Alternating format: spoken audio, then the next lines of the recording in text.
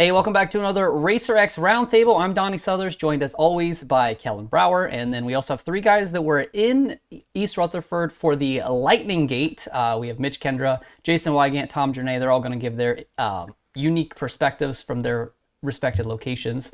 So let's go ahead and start with that. Weege, what was going on? I believe you were down in the tunnel. What was the vibe going on when the strikes were coming down and the whisper started rolling that we were going to have a delay?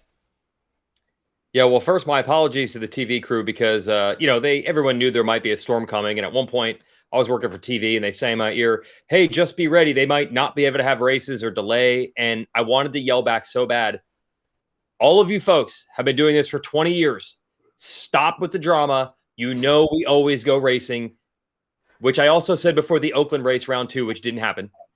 And lo and behold, exactly what they said was going to happen did, which is we ended up with a delay for Lightning. And then it was weird. I was supposed to patrol the pits all night for TV. We were told we had to leave the pits and hang out in the tunnel. And that had to be even weirder for the riders. I get in there and the riders are on the starting gate. Like they're on the starting gate because I was not on the track. I was in the pits. Then they made them come back in. It led to a long delay, just kind of hanging out in the tunnel. But I was on edge the whole time because I had never done. They had never even had this pit job that I was doing for TV before. And we never had a delay before, so I didn't know what my role was supposed to be at that point. It was definitely confusing. Probably could have been fun, but I was too stressed at the time. And Tom, you were down on the stadium floor, I imagine, trackside when this was going on. What was that like? Like, did they tell you directly, or did you just kind of hear the stadium announcing? Yeah, you know what? I don't exactly remember. Like, I was on the gate, shooting the riders on the gate, and then next thing you know, the stadium had like that announcement repeating constantly for the entire hour of telling people to exit the stadium dome or bowl and go back inside. And then next thing you know, I'm like, wait, is this like, do we have to, is like the race delayed right now? So next thing you know, AMA tells everybody to wrap it up on the gate, and everyone takes it back into the tunnel. So I'm like, okay, well, I guess, we're all going back in. So I actually didn't go to the main tunnel where the riders were. I just went back to our designated photo den area. And yeah, we went right back there. Everyone was super confused. And we had a security guard, like every week, guarding our photo den area. And I asked him, I'm like, hey, like, is this like a stadium thing or whatever? And he's like, yeah, he's like, normally during spring until like honestly about October when the weather is a little iffy, they always do it. And it's actually not the stadium from what the security guard told me. He said it's from the airport, Newark International, that's like 20 minutes down the road. They're the ones that had the lightning before it even got to the stadium. And basically the stadium takes the directions from the airport. So those flights were grounded, and then that led to everybody having to leave the stadium. Wow, okay, so it's not even, so this isn't a Feld thing, this isn't an AMA thing, this isn't even really a MetLife thing. Like, this is somehow even bigger than all of those. Yeah. This is just, I'm assuming just kind of like the metropolitan area kind of deal. I mean, even if this wasn't at MetLife and we were just down the road at Yankee Stadium or whatever, it would have probably had been the same case for us. Got it. Okay, so that's interesting. And then Mitch, you were in the press booth, I believe. What was because you guys were probably the last to know anything. I'm reading most of it on Twitter, if anything. How was that up there? Yeah, so unlike everybody else, like we were just stationed there. We didn't have to go anywhere. We're under roofing. We've got, there's glass in front of us, so we don't have to go anywhere. We're all just kind of hang out. And yeah, we weren't really sure what was going on. Like all of a sudden, everybody just started, leaving the starting gate and the starting line and the track, and they started to do some track maintenance. We were just kind of like weren't sure. Like everybody said, it was just everybody was kind of trying to figure it out. We have Steve Mathis up there, Lewis Phillips of Vital MX. We're all trying to figure out what the heck's going on, and they made the announcement, like, hey, we're going to clear out the lower bowl. But again, that didn't impact us. But we're kind of watching people go back and forth, and kind of just people watching up there, seeing the fans clear out and everything. And yeah, eventually at one point, we kind of overheard some people saying, "Hey, we're going to go racing soon."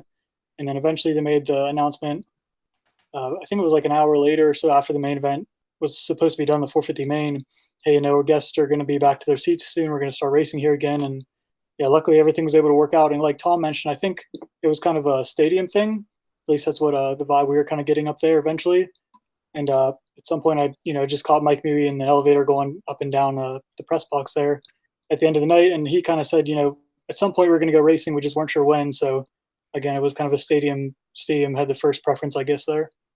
So since you're involved with the broadcast, I feel like you might have had a little bit more knowledge than the average person. Was there ever any speak? I mean, I know you said like, oh, prepare that there might not be a race, but was there any actual contingency plan in that event, or was it not really that big of a concern? We're going racing. Well, certainly nothing like, what if they can't get it in until Sunday? So what I do know is it seemed like it was going in half-hour waves. If I have it right, I think mains start at 9. I think they run from 9 to 10, 2:50 and 4:50. So it was like we're going to delay from 9 to 9:30, and then at 9:30 we'll see what's up. And then before 9:30 they said we're going to go to 10. And then before 10, I believe they had said 10:30, but it actually ended up being 10:25, and they told the crowd at 10:15 to come back and take their seats. So what's unfortunate here is it was like an hour of just hanging out bro down time for the riders and their mechanics. And then just before 10, they're told we're going to race at 10:25. And then it had started raining. So now the mechanics want to transform the bikes into mud mode, but they're not at their semis. And I think they're still not allowed to go back. They didn't want people riding motorcycles through the pits with potential lightning. So just as an example, I saw Tony Archer, who's Carson Mumford's mechanic with Monster Pro Circuit Kawasaki, stressed to the max, trying to put skins over the radiator, new air filter, foam everywhere, and do the full mud prep in the tunnel, not at the truck, in about 10 minutes because we were just going in half-hour holding patterns. So at some point, it was going to be 9 or 9:30 or 10 or whatever. They were going to figure it out. Just no one knew each half hour when it was going to be the last half hour. Stressful. So, well, obviously we did get bikes on the track. Interesting, because this very rarely happens where we had, because of the delay, putting a gap in it. We had heat races, LCQs completely 100% dry, business as usual, nothing's changing. Then the main events, one of the soupiest we've had in a long time, just standing water all around. And that's just what would have happened? Like, Tomac had the qualifying crash. He was maybe injured. His heat race was kind of okay. What did we expect, going into the main? What was your guys' perspective of how the mains were going to play out? Kellen, what do you think watching there at home? Because at first, our first reaction is Tomac might have just torn his ACL. This could be done. Yeah. Yeah. Well, from home, that's what it felt like. It really felt like, Tomac's having another East Rutherford day. This has been a place that has hindered him in the past, and it seemed like the demons were exercising themselves again for him. And even in the heat races, even though I felt like by the end of his heat race, he had turned it around and started to figure out the flow and all that, it still felt like everything was teetering towards the fact that this title was going to get closer, not farther apart. And it maybe even would start working out in the favor of Chase Sexton with the math, the way everything was working out as well, because even though Cooper Webb was solid, it still didn't feel like A-game Cooper Webb, whereas Sexton looked like he was ready to fire on all cylinders again. So were we going to see another 7, 8, 10-point swing in the favor of Sexton, and suddenly this championship is completely different in these last 3? That's what it felt like rolling into the main events. And then, the rains fell and everything changed. Hey, Tom. Can we talk about the Tomac crash and what we were doing? It was heartbreaking. This is heartbreaking. We're casually in the main tunnel, and this is literally green flag, first lap on qualifying 1 practice. And normally those guys get bunched up. If you're not the first guy out there, you're normally not going to get a hot lap in. And Tomac was one of those guys in the mid pack, and we're just talking Yankees. We were talking Yankees in the main tunnel. And next thing you know, we just hear some bike wide open on the track, and it's Tomac down. And obviously I just started recording immediately, but in the back of my mind, I'm like, oh my God, why? Like, what were we doing? Why were we talking Yankees? We were 10 feet away. But we weren't even watching because they're just rolling the track. And we take it for granted with how good these guys are, man. And you never know. Anything can always happen. Tommy got bailed out. If that was a season ender for Tomac and you didn't get that shot, you would have regretted it for life. But it's okay. It didn't actually affect anything again. No, and to be honest, we all saw. Tomac just prevailed again, like usual. He did everything that he needed to do, and then his main competitors just had an unfortunate night. Just crazy night, honestly. You just, like, after that first qualifying, you would have never expected it. A question I have for all of you guys is, we saw what Tomac looked like in his heat race, and I know he said it was just a Charlie horse that he'd gotten and that everything was okay. Do we think that the mud conditions like just made everything easier for him, or he really did step it up and ran off of adrenaline and everything was better because of the delay and he had more time to rest, or was it the situation of having to just paddle around the track a little bit, maybe not having to ride 110% pushing in every corner the way that they normally would, that actually did help him? I would I'll go go first. Yeah, go ahead, Tom. Oh, sorry. Go ahead, Donnie. I was just gonna say that I think that the latter, where he didn't have to have race pace, he just had to have manage pace. And obviously, if Sexton hadn't gone down in that first lap, maybe Tomac would have felt a little bit more pressure to put that in. But with both his competitors behind him by 2 or 3 spots, there was literally no reason. He just could go out there and just ride. And then Kenny ended up falling right in front of him, which was a gift. So he literally just was the guy that stayed on 2 wheels all night, and that was enough. Yeah, definitely. I think, he did everything he had to do. But on top of that, I think it's kind of 50-50. I think it's a bit of luck on his end, and a little bit of just that dog in him, really. I mean, he had a Charlie horse, and it was extremely, difficult conditions. It's muddy, Supercross suspension. It's not that easy. You're riding around at slow paces, but you're also battling the bike to stay on 2 wheels. So, I think, he got lucky with the start. Obviously, his main competitors, they went down. But like I said, I mean, I think Tomac just had that dog in him in that main event. I mean, he was in 3rd place. 4th place was like nowhere to be found behind him. And he still went for the finish line trying to go for Tomac. So, he just sent it, man. It was a really good performance from him. One thing to note here, too, obviously the 450 guys were able to watch the 250 main, but the 250 main guys didn't have a sight lap, so literally they're flying down the first turn, the starting straight, and they have no idea what puddles are where, and kind of the tracks. We're talking to guys after the race, and they're like, we had no idea what to expect. Like sometimes the teams have guys up above in a headset so they can radio down the mechanic, watch out for this section or whatever. But the 250 guys just went out there, gate dropped, and they just blasted out. The 450 guys, I think most of them were watching from the tunnel, so they were at least able to see a little bit. But yeah, there was a little bit of, I think, a mixture between, just going back to what you guys are saying, Tomac not having to push it because, if Crew Webb's out front and Tomac's like 6th or 7th, there's probably more panic, especially if it's a dry track. But managing, knowing where he was off the start, Sexton was ahead of him, but he's got a little bit of a points gap on Sexton, so he's probably like, we can keep it close here. But with Webb being behind him and the conditions being tough, it was probably a little bit of like mixture of, hey, you don't have to push as hard, and, just managing through the injury and everything. Yeah, because disaster could have been if he did go down and then his controls are wet and whatever. Like Tomac could have easily gotten 14th or 15th tonight with just a tip over. So, but yeah, bringing up the 250s, Mad Max just jumping everything first lap, just whole shot and jumping everything, gapping in 1 lap. Did anybody else see? I mean, were you surprised it was Max on the white bike out front? Because at first I thought it was RJ because it was a white bike, but then I was like, oh, of course it's Anstie. Yeah. Makes sense. We had 2 Maxes out front. Yeah, that's true. Yeah. But yeah, was anybody else surprised to see Anstie just absolutely obliterating all the obstacles in that opening lap? The white bike did throw me. Same thing. You're just programmed that white bike up front's probably a Husky, but it was a St. Jude race, so they had white plastic on Anstie's bike. But yeah, the jumping, that's what blew my mind. I mean, are we at the point now where these bikes and these riders are so good that we'll never have a track they can't jump stuff? I mean, it couldn't have rained harder. There could not have been more rain on that track. And they were, like you said, Mitch, just blasting, no problem.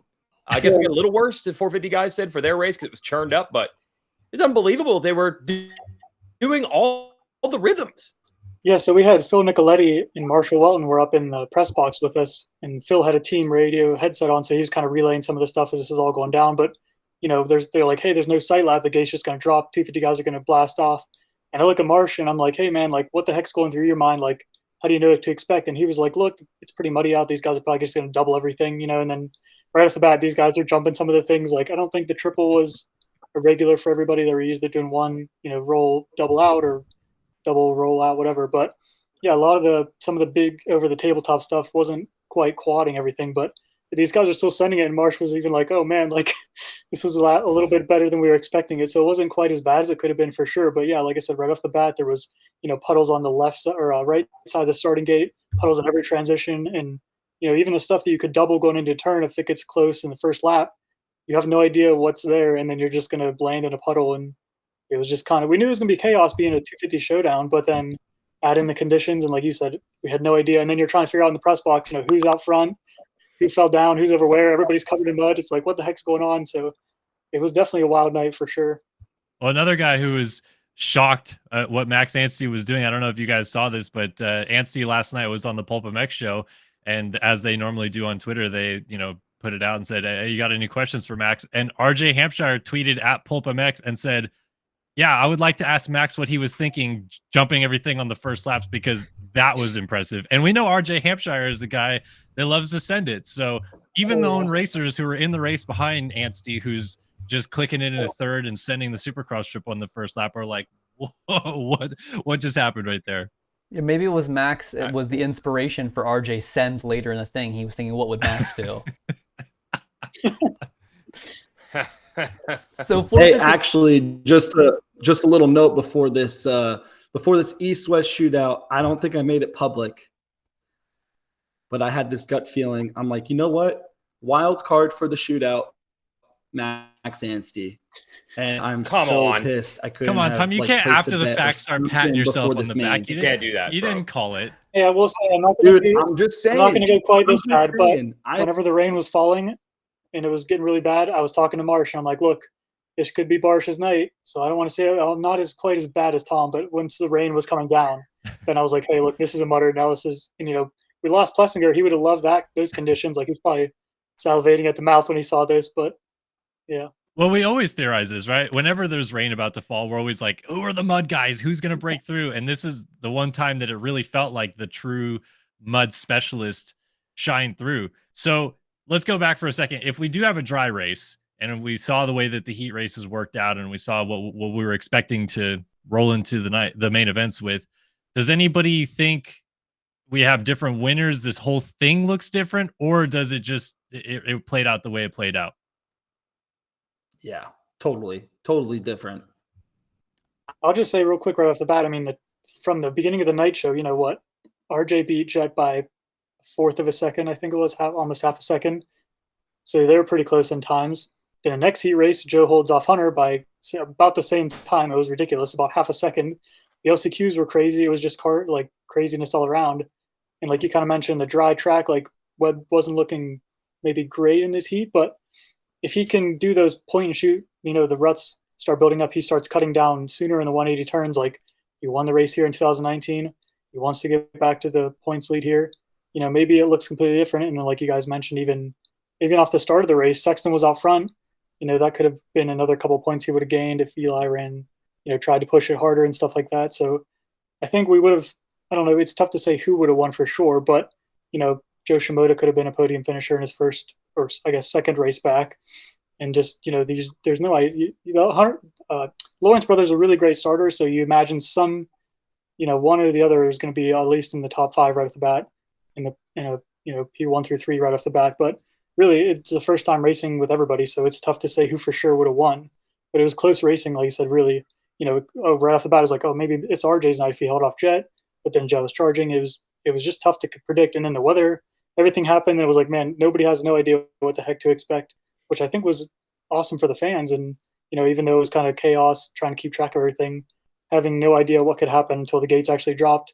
Max and Justin did get the wins. They're arguably maybe the best mud riders, but you still have to get a good start. If Max starts 10th or 15th, he doesn't win the race because there's so much carnage. He's not able to jump everything if he's in 15th place and there's 4 guys right ahead of him rolling. So they still had to get the good start, still had to execute. That's true. I will say, as somebody, I always get a little fatigued when we get to about this point of the series. It's like, last weekend was a day race. It was really early, and I just kind of wasn't into it. And even this weekend, I was just kind of like, maybe just getting ready for outdoors. We've been doing the same thing for 13 weekends in a row. But last weekend was a gift because it definitely did that. I woke up and was kind of like, whatever. But then, Tomac has his thing in qualifying. AP and AC have things, and then we have the mutter. And so for me, it was a great night. It felt almost like an A1 level of excitement in late April, which is ridiculous.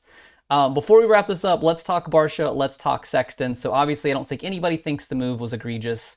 it's raining, it happens, whatever. But is this just another example of everything that could go wrong for Chase Sexton has this year? I know a lot of them were self-inflicted, but literally he has not caught a break in 14 rounds, and it continued again.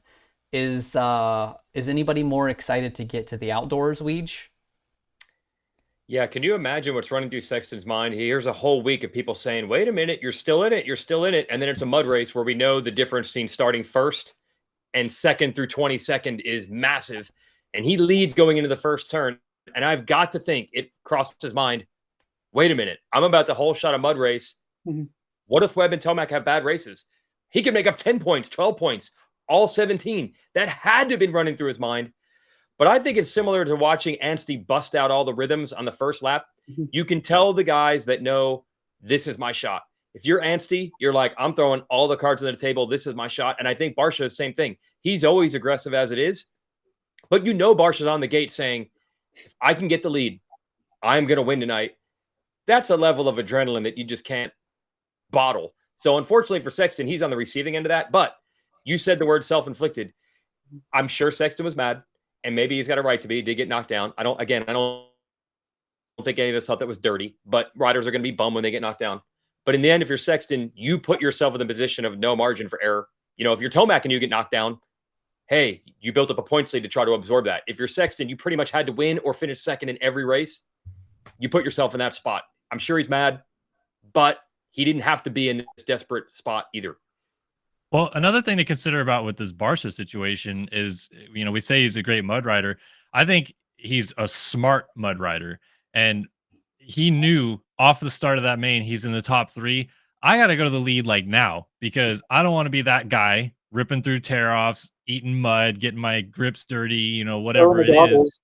Yeah, like he knows I got to go now. And so if you're Chase and you saw going into the second corner, Barsha knife down the inside, and then Kenny cuts back underneath, and then Barsha goes in on Chase in the next corner trying to get ahead of him. I know Chase was just riding the race lines and there's not a lot of places to go. I think you have to almost expect that was coming again out of Barsha right there, even regardless of if he's a dirty rider, like you've just seen 2 times in a row. He's desperate to go to the race lead right there. And so unfortunately he goes down, but it also seems like maybe he read the situation a little wrong. Yeah, and you got to think too, Barsha does the same kind of move on Roxon, and obviously it's not exactly the same. They're different situations a little bit, but Roxon kind of, I don't know if he anticipates it more, but he's able to stay up. So, you know, it's tough. If he would have taken them both out, then we could say, all right, maybe they were both a little bit unnecessary, but, you know, Roxon kind of saw it coming, and maybe that was just, again, like Kellen's saying, maybe that's just experience in the mud, experience with knowing he's right next to him. So